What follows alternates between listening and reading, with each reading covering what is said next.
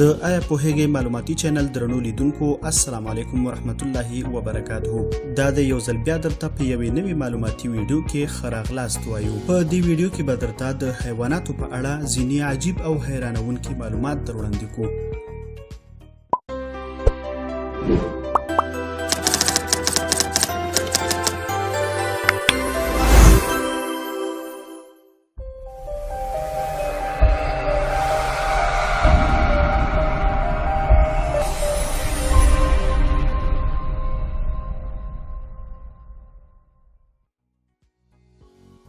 آیا پوهیږئ چې موږک شپږ میاشتې ویده وي او شپږ میاشتې ویښ وي؟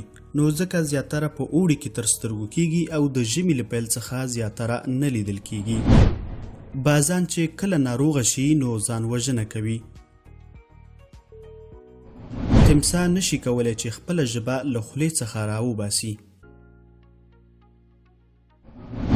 د زرافې غاړه چې څومره فقرات لري همغومره یې د انسان غاړه هم لري.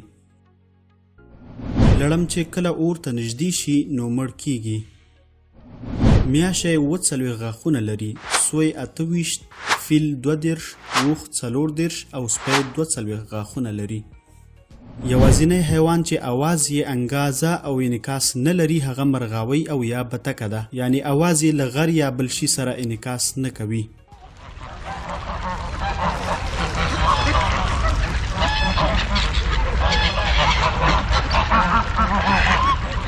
کچېرې چونګښې په قوت سره خوله خلاصه کړي نو مړې کیږي، ځکه چونګښه په داسې حال کې تنفس نشي اخیستلی چې خوله یې خلاصه وي.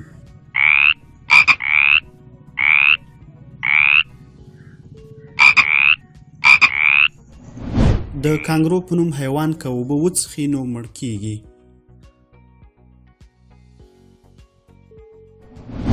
آیا پوهیږئ زیاتره هغه ماهیان چې په ژورو بحرونو او سمندرونو کې اوسیږي ړانده وي او لیدل نشي کولی؟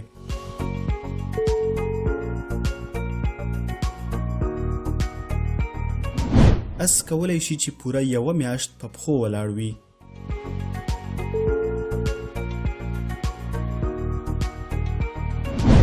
تمساح یوازینی حیوان دی چې د خوراک په مهال یوازې په اسانۍ ژام لخوځوي او له تمساح پرته نور ټول ژوندي ساکخان د خوراک پر مهال لاندې ژام لخوځوي. د وچې ګیدړان او پیشوګان همیش په دښتو کې شتون لري او پړانګان دښتې ته یوازې د ښکار د پلټنې په موخه ځي، پکې نه اوسیږي.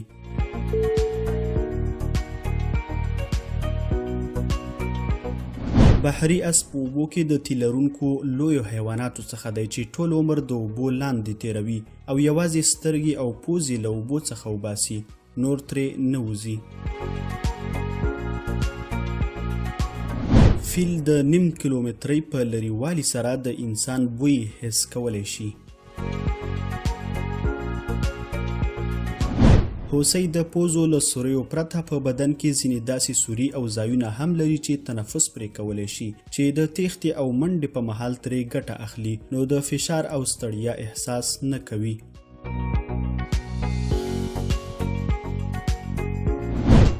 طوطي یوازینی مرغه دی چې په یو وخت کې پورتنۍ او لاندنۍ دواړه مخوکې خوځولی شي. دا په داسې حال کې چې نور مارغان یوازې یوه مخوکه خوځوي.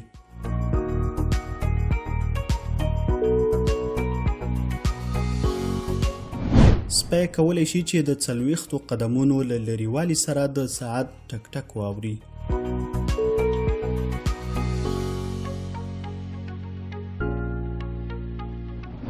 انسان په ځانګړي ډول د پیدایښت په مهال ژاړي. دا په داسې حال کې چې ټول حیوانات د مور له ګېډې څخه په ځمکه په چوپتیا سره غورځېږي.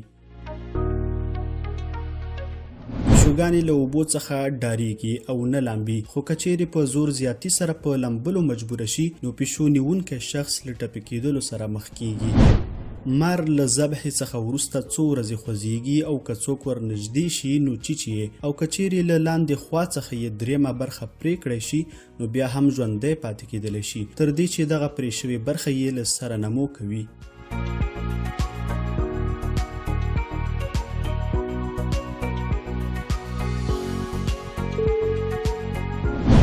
چرګوړی په هګۍ کې د کمزوري ځای په لټه کې وي ترڅو یې مات کړي او ترې ووځي.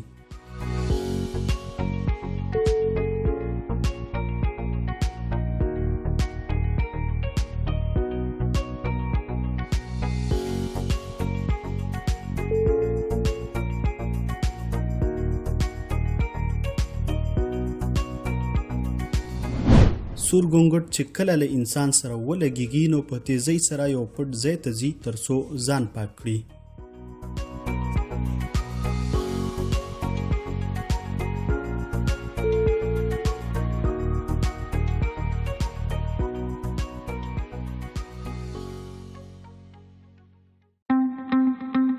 قدرمنو لیدونکو، هغه څو دقیقې معلوماتي ویډیو چې تاسو یې د آیا پوهیږئ معلوماتي چینل پر سکرین ګورئ د موضوع د ژباړې، لیکنې، غږ ثبتونې او ویډیو جوړونې په برخه کې زموږ د ساعتونو زیار وروسته هغه بڼه ده چې تاسو ته وړاندې کیږي.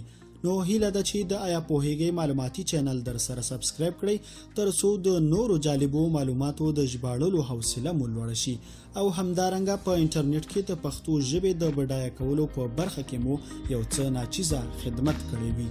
نړۍ مننه.